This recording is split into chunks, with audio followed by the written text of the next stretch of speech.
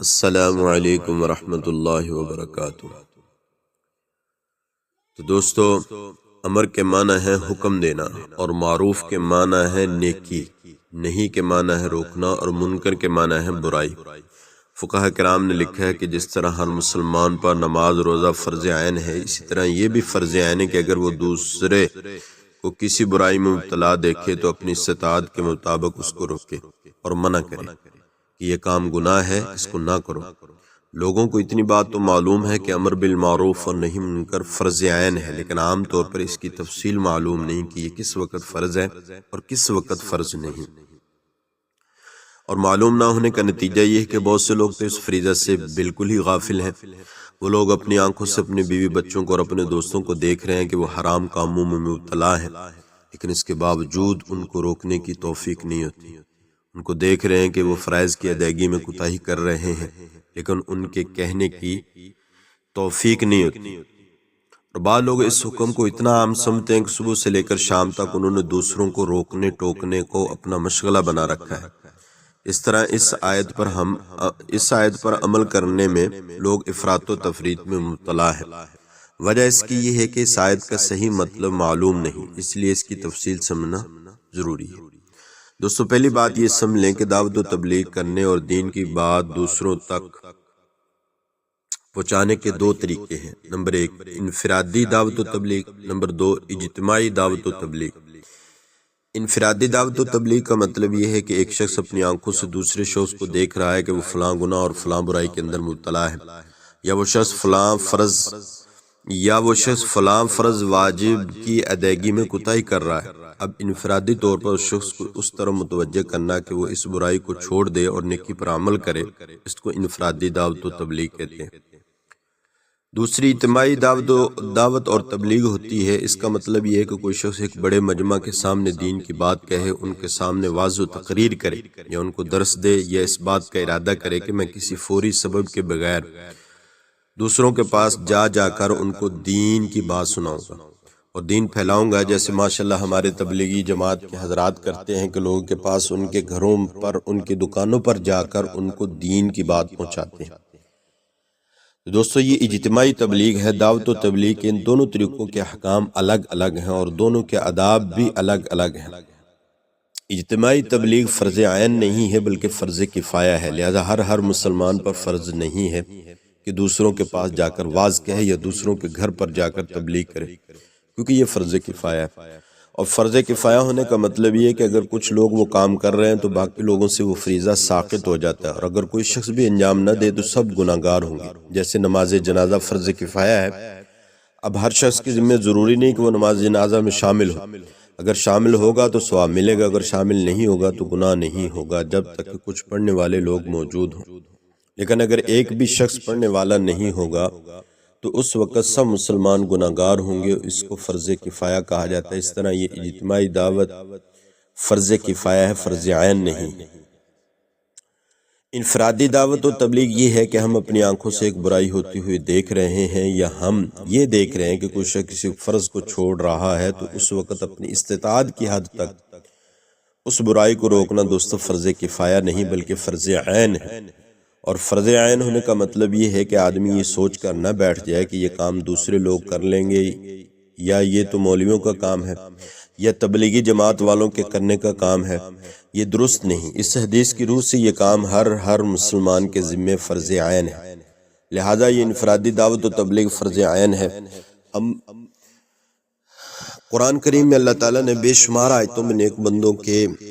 بنیادی اوصاف بیان کرتے ہوئے فرمایا یأمرون بالمعروف وینہون عن المنکر، یعنی وہ نیک بندے دوسروں کو نیکی کا حکم دیتے ہیں اور برائی سے لوگوں کو منع کرتے ہیں، لہذا یہ امر بالمعروف و نہی منکر ہر مسلمان کے ذمہ فرض عین ہے۔ آج ہم لوگ اس کی فرضیت ہی سے غافل ہیں، اپنی آنکھوں سے اپنی اولاد کو، اپنے گھر والوں کو دوستو غلط راستے پر جاتے ہوئے دیکھ رہے ہیں، اپنے ملنے جلنے والوں کو غلط کام کرتا ہوا دیکھتے ہیں، لیکن پھر بھی اس برائی پر ان کو متنبہ کرنے کا کوئی جذبہ اور کوئی داعیہ ہمارے دلوں میں پیدا نہیں ہوتا، حالانکہ یہ ایک مستقل فریضہ کی ادائیگی میں کوتاہی کرنا ہے۔ جس طرح ہر مسلمان پر 5 وقت کی نماز فرض ہے، جس طرح رمضان کے روزے ہر مسلمان پر فرض ہے، زکوٰۃ اور حج فرض ہے، بالکل اسی طرح امر بالمعروف اور نہی منکر بھی فرض ہے، اس لیے سب سے پہلے اس کام کی اہمیت کو سمجھنا چاہیے۔ اگر کسی نے ساری عمر نیکیوں میں گزار دی، ایک نماز نہیں چھوڑی، روزہ ایک بھی نہیں چھوڑا، زکوٰۃ اور حج ادا کرتا رہا اور اپنی طرف سے کسی گناہ کبیرہ کا ارتکاب نہیں کیا، لیکن دوستو اس شخص نے امر بالمعروف نہی منکر کا کام بھی انجام نہیں دیا اور دوسروں کو برائیوں سے بچانے کی فکر بھی نہیں کی، یاد رکھیے اپنی ذاتی نیکیوں کے باوجود آخرت میں شخص کی پکڑ ہو جائے گی کہ تمہاری آنکھوں کے سامنے یہ برائیاں ہو رہی تھیں اور ان منکرات کا سیلاب امڑ آ رہا تھا، تم نے اس کو روکنے کا کیا اقدام کیا؟ لہٰذا تنہا اپنے آپ کو سدھار لینا کافی نہیں بلکہ دوسروں کی فکر کرنا بھی ضروری ہے۔ دوسری بات دوستو یہ سمجھ لیجیے کہ عبادات کی دو قسمیں، ایک عبادت وہ ہے جو فرض یا واجب ہے جیسے نماز، روزہ، زکوٰۃ، حج وغیرہ، دوسری عبادت وہ ہے جو سنت یا مستحب ہے جیسے مسواک کرنا، کھانے سے پہلے بسم اللہ پڑھنا، 3 سانس میں پانی پینا وغیرہ وغیرہ۔ اس میں حضور اقدس صلی اللہ علیہ وسلم کی تمام سنتیں داخل ہیں۔ اس طرح برائیوں کی بھی دو قسمیں ہیں دوستو، ایک برائی وہ ہے جو حرام اور گناہ ہے اور قطعی طور پر شریعت میں ممنوع ہے، دوسری برائی وہ ہے جو حرام اور ناجائز ہے بلکہ خلاف سنت ہے یا خلاف دوسری دوستو برائی وہ ہے جو حرام اور ناجائز نہیں بلکہ خلاف سنت ہے یا خلاف اولا ہے یا ادب کے خلاف ہے۔ اگر کوئی شخص فرائض یا واجبات کو چھوڑ رہا ہو یا حرام اور ناجائز کام کا ارتکاب کر رہا ہو تو وہاں امر بالمعروف اور نہی عن المنکر فرض عین ہے۔ مثلا کوئی شخص شراب پی رہا ہے یا بدکاری کے اندر مبتلا ہے یا غیبت کر رہا ہے یا جھوٹ بول رہا ہے، چونکہ یہ سب صریح گناہ ہے، یہاں نہی عن المنکر فرض ہے۔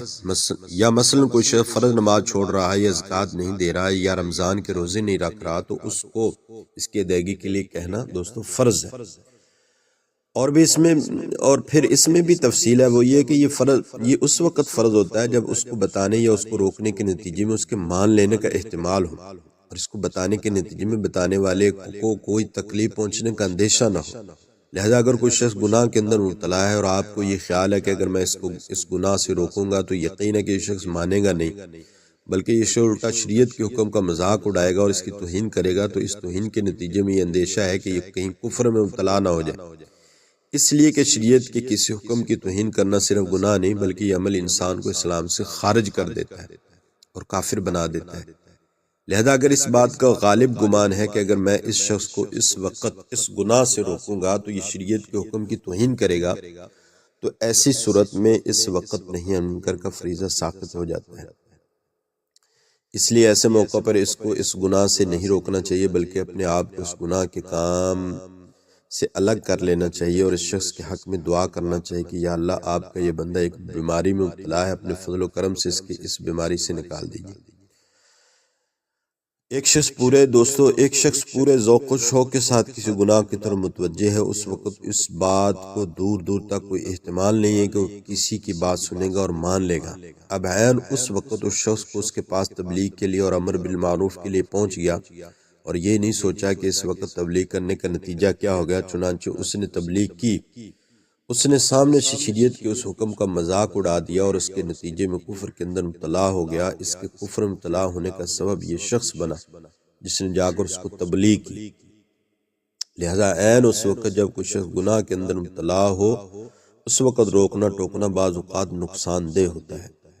اس لیے اس وقت روکنا ٹوکنا ٹھیک نہیں بلکہ بعد میں مناسب موقع پر اس کو بتا دینا اور سمجھا دینا چاہیے کہ جو عمل تم کر رہے ہو وہ درست نہیں تھا۔ دوستو اگر دونوں احتمال برابر ہوں، یعنی یہ احتمال بھی ہو کہ شاید یہ میری بات سن کر مان لے اور اس گناہ سے باز آ جائے، اور یہ احتمال بھی ہو کہ شاید یہ میری بات نہ مانے، تو ایسے موقع میں بات کہہ دینا ضروری ہے، اس لیے کہ کیا پتا کہ تمہارے کہنے کی برکت سے اللہ تعالیٰ اس کے دل میں یہ بات اتار دے اور اس کے نتیجے میں اس کی اصلاح ہو جائے، اور اگر تمہارے کہنے کے نتیجے میں اس کی اصلاح ہو گئی تو پھر اس کی آئندہ ساری عمر کی نیکیاں تمہارے نامہ اعمال میں لکھی جائیں گی۔ اور اگر یہ خیال ہے کہ یہ شخص جو گناہ کے اندر مبتلا، اگر میں اس کو روکوں گا تو یہ شخص اگرچہ شریعت کے حکم کی توہین تو نہیں کرے گا لیکن مجھے تکلیف پہنچائے گا، تو اس صورت میں اپنے آپ کو اس تکلیف سے بچانے کے لیے اس کو گناہ سے نہ روکنا جائز ہے، اور اس وقت امر بالمعروف اور نہی عن المنکر فرض نہیں رہے گا۔ البتہ افضل پھر بھی یہ ہے کہ اس سے کہہ دے اور یہ سوچے کہ اگرچہ مجھے تکلیف پہنچائے گا اور میرے پیچھے پڑ جائے گا لیکن میں حق بات اس کو کہہ دوں، لہذا اس وقت بات کہہ دینا افضل ہے، اور جو تکلیف پہنچے اس کو برداشت کرنا چاہیے۔ بہرحال مندرجہ بالا 3 صورتیں یاد رکھنے کی ہیں۔ اس کا خلاصہ یہ ہے کہ جس جگہ یہ اندیشہ ہو کہ سامنے والا شخص میری بات سننے اور ماننے کے بجائے شریعت کے حکم کی توہین کرے گا، وہاں امر بالمعروف نہ کرے بلکہ خاموش رہے، اور جس جگہ دونوں احتمال برابر ہوں کہ شاید میری بات مان لے گا یا شاید توہین پر اتر آئے گا، اس جگہ پر بات کہنا ضروری ہے، اور جس جگہ یہ اندیشہ ہو کہ وہ مجھے تکلیف پہنچائے گا تو وہاں شریعت کی بات کہنا ضروری نہیں، البتہ افضل یہ ہے کہ شریعت کی بات کہہ دے اور اس تکلیف کو برداشت کرے۔ دوستو یہ خلاصہ ہے جسے ہر شخص کو یاد رکھنا چاہیے۔ دوستو پھر شریعت کی بات کہتے وقت ہمیشہ نیت درست رکھنی چاہیے، اور یہ سمجھنا چاہیے کہ ہم مسلح اور بڑے ہیں اور ہم دیندار اور متقی ہیں، دوسرا شخص فاسق اور فاجر ہے، یہ نہیں سمجھنا چاہیے، اور ہم اس کی اصلاح کے لیے کھڑے ہوئے ہیں، ہم خدائی فوجدار اور دروغہ ہیں۔ اس کے لیے اس نیت کے ساتھ اگر شریعت کی بات کہی جائے گی تو اس کا فائدہ نہ سننے والے کو پہنچے گا اور نہ تمہیں فائدہ ہوگا، اس لیے کہ اس نیت کے ساتھ تمہارے دل میں تکبر اور عجب پیدا ہوگا، جس کے نتیجہ میں یہ عمل اللہ تعالیٰ کے پاس مقبول نہیں رہا اور تمہارا یہ عمل بیکار اور اکارت چلا گیا دوستو، اور ساری محنت ضائع ہو گئی، اور سننے والے کے دل میں بھی تمہاری بات کہنے کا اثر نہیں ہوگا۔ اس لیے روکتے وقت نیت کا درست ہونا ضروری ہے۔ اسی طرح جب بھی دوسرے سے شریعت کی بات کہنی ہو تو صحیح طریقے سے بات کہو، پیار و محبت اور خیرخواہی کے ساتھ بات کہو تاکہ اس کی دل شکنی کم سے کم ہو، اور اس انداز سے بات کہو کہ اس کی یعنی کہ توہین نہ ہو اور لوگوں کے سامنے اس کی بے عزتی نہ ہو۔ ایک بہت بڑے اللہ والے علامہ شبیر احمد عثمانی رحمہ اللہ ان کی ایک بات ہے جو حضرت مفتی محمد شفیع صاحب نقل فرماتے ہیں کہ وہ یہ کہا کرتے تھے کہ حق بات حق طریقے اور حق نیت سے جب بھی کہی جائے گی وہ کبھی نقصان دہ نہیں ہوگی۔ لہذا جب بھی تم یہ دیکھو کہ حق بات کہنے کے نتیجے میں کہیں لڑائی جھگڑا ہو گیا یا نقصان ہو گیا یا فساد ہو گیا تو سمجھ لو کہ ان 3 باتوں میں سے ضرور کوئی بات ہوگی، یا تو بات حق نہیں تھی اور خواہ اس کو حق سمجھ لیا، یا بات تو حق تھی لیکن نیت درست نہیں تھی، اور بات کہنے کا مقصد دوسرے کی اصلاح نہیں تھی بلکہ اپنی بڑائی جتانا مقصود تھی، یا دوسرے کو ذلیل کرنا مقصود تھا جس کی وجہ سے بات کے اندر اثر نہیں رہا، یا یہ کہ بات بھی حق تھی، نیت بھی درست تھی لیکن طریقہ حق نہیں تھا، اور بات ایسے طریقے سے کہی جیسے دوسرے کو لٹھ مار دیا۔ کلمہ حق کوئی لٹھ نہیں ہے کہ اٹھا کر کسی کو مار دو، بلکہ حق کا کلمہ جو ہے یہ کہنا محبت اور خیر خواہی والا کام ہے دوست، جو حق طریقے سے انجام پائے گا۔ جب خیر خواہی میں کمی ہو جاتی ہے تو پھر حق بات سے بھی نقصان پہنچتا ہے۔ دوسری بات یہ ہے کہ دوستو نرمی سے سمجھانا۔ حضرت مفتی محمد شفیع رحمہ اللہ فرمایا کرتے کہ اللہ تعالیٰ نے حضرت موسیٰ علیہ السلام اور حضرت ہارون علیہ السلام کو فرعون کی اصلاح کے لیے بھیجا، اور فرعون کون تھا؟ خدائی کا دعویدار تھا جو یہ کہتا تھا انا ربکم الاعلی، یعنی میں تمہارا بڑا پروردگار ہوں۔ گویا کہ وہ فرعون بدترین کافر تھا، لیکن جب یہ دونوں پیغمبر فرعون کے پاس جانے لگے تو اللہ تعالیٰ نے فرمایا قولا لہ قولا لینا لعلہ یتذکر او یخشی، یعنی تم دونوں فرعون کے پاس جا کر نرم بات کہنا، شاید کہ وہ نصیحت مان لے یا ڈر جائے۔ یہ واقعہ حضرت مفتی شفیع رحمہ اللہ نے نقل کیا کہ آج تم حضرات موسیٰ علیہ السلام سے بڑے مسلح نہیں ہو سکتے، اور تمہارا مقابل فرعون سے بڑا گمراہ نہیں ہو سکتا، چاہے وہ کتنا ہی بڑا فاسق و فاجر اور مشرک ہو، اس لیے کہ وہ تو خدائی کا دعوے دار تھا۔ اس کے باوجود حضرت موسیٰ علیہ السلام اور حضرت ہارون علیہ السلام سے فرمایا جا رہا ہے کہ جب فرعون کے پاس جاؤ تو ذرا نرمی سے بات کرنا، سختی سے بات مت کرنا۔ اس کے ذریعے ہمارے لیے قیامت تک یہ پیغمبرانہ طریقہ کار مقرر فرما دیا کہ جب بھی کسی دین کی بات کہیں تو نرمی سے کہیں، سختی سے نہ کہیں۔ دوستو ایک مرتبہ حضور اقدس صلی اللہ علیہ وسلم مسجد نبوی میں تشریف فرما تھے اور صحابہ کرام بھی موجود تھے۔ اتنے میں ایک دیہاتی شخص مسجد نبوی میں داخل اور آ کر جلدی اس نے نماز پڑھی، اور نماز کے بعد عجیب و غریب دعا کی کہ اللہم ارحمنی و محمدا ولا ترحم معنا احدا، اللہ مجھ پر رحم فرما اور محمد صلی اللہ علیہ وسلم پر رحم فرما اور ہمارے علاوہ کسی پر رحم نہ فرما۔ جب حضور اقدس صلی اللہ علیہ وسلم نے اس کی یہ دعا سنی تو فرمایا کہ اللہ تعالیٰ